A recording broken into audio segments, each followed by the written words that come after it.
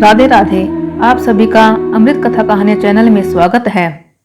आज इस वीडियो में आपको कर्मा बाई की खिचड़ी की कहानी सुना रही हूँ। सन 1615 में राजस्थान के नागौर जिले के कालवा गांव में जीवन राम रूडी व रत्न देवी के घर में कर्मा बाई का जन्म हुआ। जीवन राम रूडी एक कृष्णा भक्त थे। अपने घर में उन्होंने कृष्ण भगवान का मदन मोहन के नाम से मंदिर बना रखा था, जहां वे रोज भगवान कृष्ण की पूजा करते, भगवान को भोग लगाते तथा भगवान को भोग लगाने के बाद ही वे भोजन ग्रहण करते।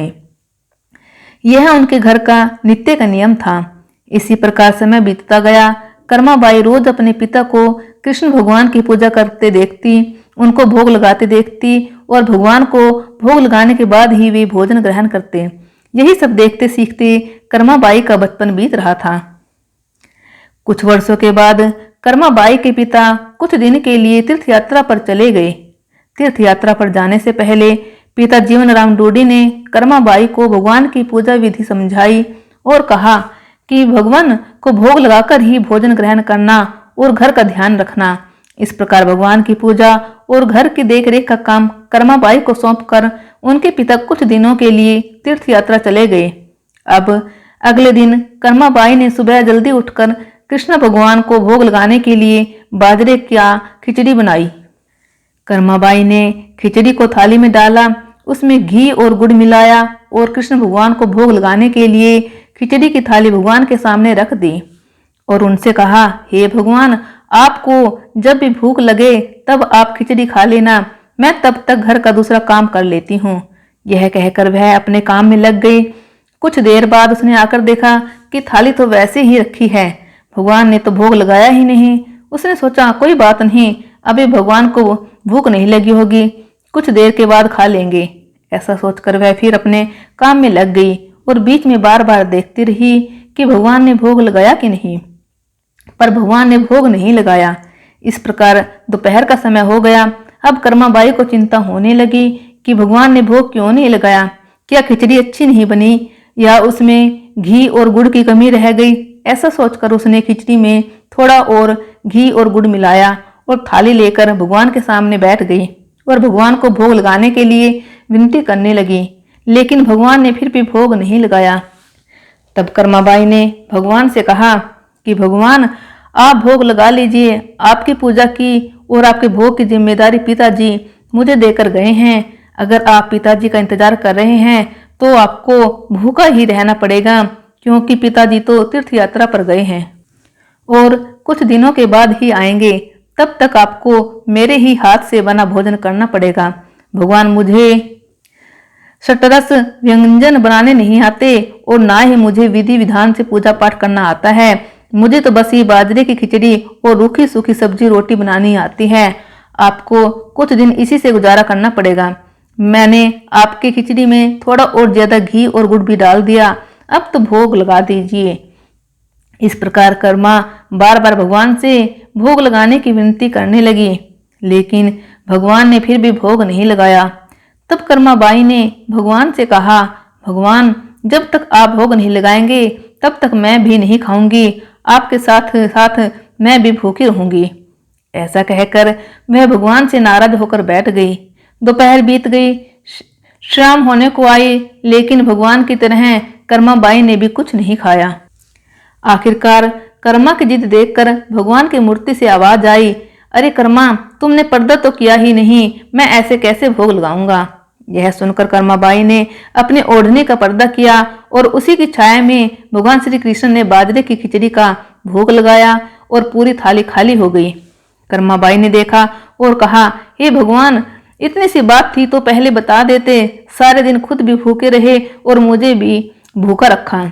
इसके बाद भगवान को भोग लगाकर कर्मा ने भी भोजन किया। इस प्रकार यह कर्मा बाई का नित्य का नियम बन गया। कर्मा रोज सुबह जल्दी उठकर सबसे पहले भगवान के लिए भोग बनाती और भोग की थाली भगवान के सामने रखकर पर्दा लगाकर बैठ जाती और कुछ देर में देखती तो थाली पूरी खाली हो जाती। यह देखकर कर्मा बहुत खुश हो जाती और अपने दूसरे कामों में लग जाती। कर्मा बाई का यह भाव था कि भगवान को सुबह जल्दी ही भूख लग जाती है, इसलिए वह सुबह सवेरे जल्दी उठकर किसी विधि विधान में पड़े बिना सबसे पहले भगवान के लिए भोजन बनाती और बड़े प्रेम से भगवान को भोजन खिलाती और भगवान को भोजन खिलाने के बाद निश्चिंत होकर स्नान आदि करती और घर के दूसरे काम करती। यह क्रम लगातार चलता रहा। कुछ दिनों के बाद कर्माबाई के पिता तीर्थ यात्रा करके घर लौट आए। पिता के आने पर कर्मा ने उन्हें बताया कि पहले दिन जब उसने भगवान कृष्ण को भोग लगाया तो भगवान ने सारे दिन नखरे किए और शाम को जाकर खिचड़ी खाई, और अब तो भगवान कृष्ण सुबह जल्दी भोग लगाते ही पूरी थाली साफ कर देते हैं। यह सुनकर कर्माबाई के पिताजी आश्चर्यचकित रह गए और कृष्ण भक्त पिता को कर्मा की सरल प्रेम भक्ति और भगवान श्री कृष्ण की कृपा को समझते देर नहीं लगी। कर्मा के पिताजी ने सोचा, जिस भगवान को प्राप्त करने वो तीर्थ यात्रा करने गए थे वो भगवान उनके घर में ही विराजमान हैं और उनकी पुत्री के हाथों से रोज भोग लगाते हैं। मन में ऐसा सोचकर वे कर्माबाई को अपनी पुत्री के रूप में प्राप्त करके अपने आप को धन्य समझने लगे और उन्होंने कर्माबाई से कहा कि पुत्री, आज से तुम ही भगवान की सेवा करना और रोज भगवान को अपने हाथों से भोग लगाना। ऐसा सुनकर कर्माबाई बहुत प्रसन्न हुई और रोज इसी प्रकार सुबह जल्दी उठकर प्रेम भाव से भगवान कृष्ण को भोग लगाने लगी। इस प्रकार यह रोज का नियम बन गया। कुछ वर्ष बाद कर्माबाई के पिताजी देवलोक गमन कर गए। अब कर्मा अकेली रह गई, इसलिए कर्मा का घर में मन नहीं लगता। इसलिए कर्मा घर से भगवान श्री कृष्ण की मूर्ति लेकर अपने गांव कलावा को छोड़कर तीर्थ यात्रा पर निकल गई। भारत में अलग अलग तीर्थों के दर्शन करते करते कर्माबाई उड़ीसा के जगन्नाथपुरी पहुंच गई तथा जगन्नाथपुरी में ही कर्मा ने निवास करने का निश्चय किया। जगन्नाथपुरी में ही कर्मा ने एक छोटी सी कुटिया बना ली और उसमें निवास करने लगी। अब कर्मा रोज अपने नियम के अनुसार सुबह सवेरे जल्दी उठकर भगवान श्री कृष्ण के लिए बड़े प्रेम से खिचड़ी बनाती और भगवान को थाली में भोग लगाती। कुछ देर में भगवान खिचड़ी खा लेते और थाली साफ हो जाती। इसके बाद कर्मा अपने स्नान ध्यान आदि नित्य कर्मों में लग जाती। इस प्रकार यह क्रम निरंतर चलता रहा। एक दिन कर्माबाई के भगवान श्री कृष्ण को भोग लगाने के बाद एक छोटा सा बालक उनके पास आया और उनसे बोला, माँ, कुछ खाने को है, बड़ी भूख लगी है। कर्माबाई ने कहा, हाँ बेटा, मैंने अभी अभी खिचड़ी बनाई है, आजा बैठ जा, तू भी खिचड़ी खा ले। यह कहकर कर्माबाई ने बड़े प्यार से बालक को खिचड़ी परोसी और बालक ने भी बड़े ही चाव से खिचड़ी खाई। उस बालक के रूप में स्वयं भगवान जगन्नाथ कर्माबाई के हाथ से बनी खिचड़ी खाने साक्षात पधारे थे। बालक ने जल्दी ही खिचड़ी खा ली और उनसे कहा, माँ, खिचड़ी बहुत अच्छी बनी है, मैं कल भी खिचड़ी खाने आऊंगा। कर्माबाई ने कहा, कल क्या बेटा, मैं तेरे लिए रोज खिचड़ी बनाकर रखूंगी, तू रोज खिचड़ी खाने आ जाया कर। बालक ने कहा, ठीक है माँ, मैं रोज खिचड़ी खाने आऊंगा। यह कहकर बालक चला गया। अगले दिन से बालक रोज सुबह सवेरे कर्माबाई के पास खिचड़ी खाने आने लगा। कर्माबाई भी रोज अपने नियम से सुबह सवेरे जल्दी उठकर भगवान श्री कृष्ण के लिए खिचड़ी बनाती और भगवान के सामने थाली रखती। फिर भगवान खिचड़ी का भोग लगाते और उसके कुछ ही देर बाद वो बालक आ जाता।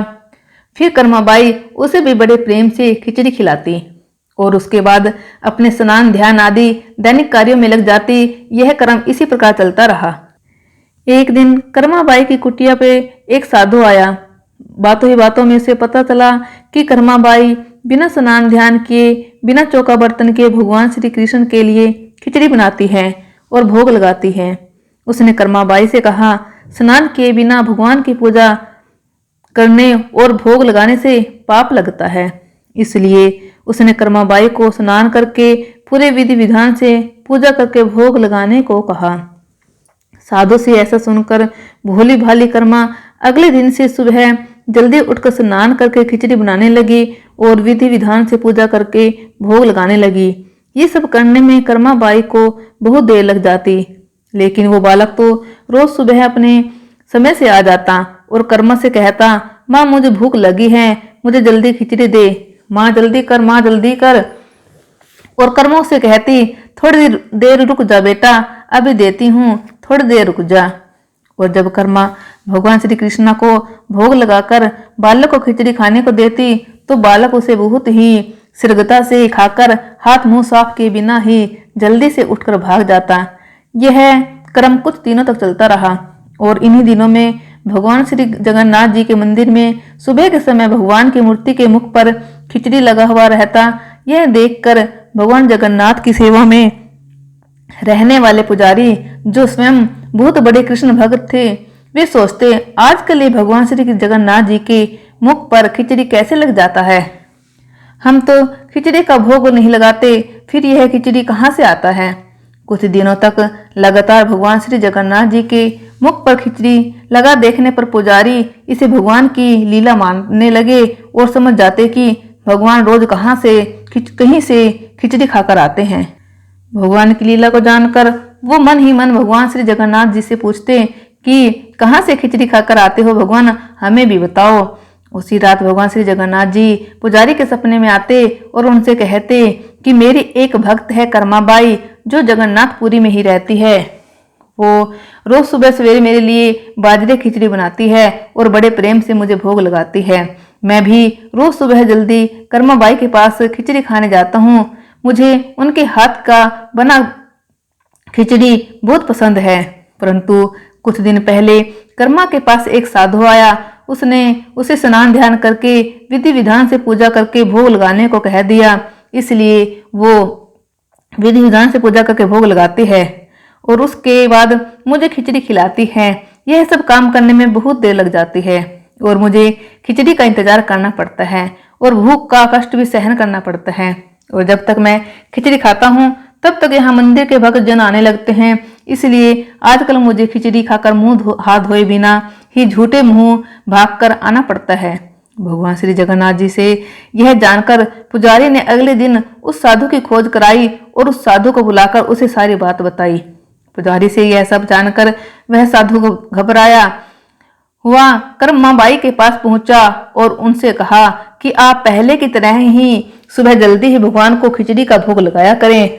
आपके लिए किसी नियम या विधि विधान से पूजा करने की आवश्यकता नहीं है।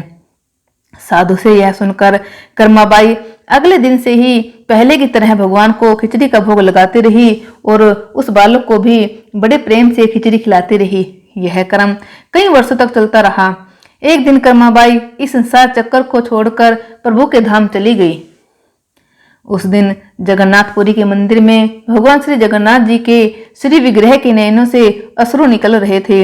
यह देखकर मंदिर के सभी पुजारी और जगन्नाथपुरी के राजा भी मंदिर में उपस्थित हो गए और प्रभु से विनती करने लगे कि हे प्रभु, क्या हमसे कोई भूल हुई या अपराध हुआ है जिसके कारण जगत के पालनहार की आंखों में आंसू निकल रहे हैं। उसी दिन रात में पुजारी और जगन्नाथपुरी के राजा के स्वप्न में भगवान श्री जगन्नाथ जी ने कहा कि आज माँ कर्माबाई इस लोक से विदा हो गई और मुझ में विलीन हो गई, परंतु अब मुझे रोज सुबह सवेरे बाजरे का खिचड़ी कौन खिलाएगा। अगले दिन जगन्नाथपुरी के राजा ने मंदिर के सभी पुजारियों और संतों से राय ली और यह आदेश जारी किया कि आज से भगवान श्री जगन्नाथ जी को सुबह सवेरे सबसे पहले माँ कर्माबाई के नाम से खिचड़ी का भोग लगाया जाएगा, जिससे भगवान को माँ कर्माबाई की कमी कभी महसूस न हो। इसलिए आज भी भगवान श्री जगन्नाथ जी के मंदिर में श्री जगन्नाथ जी के विग्रह को 56 भोग से पहले बाल रूप में खिचड़ी का भोग लगाया जाता है और इसे बाल भोग कहा जाता है। सैकड़ों साल बाद भी यह प्रथा आज भी वैसे की वैसे चली आ रही है। जय हो श्री जगन्नाथ भगवान की।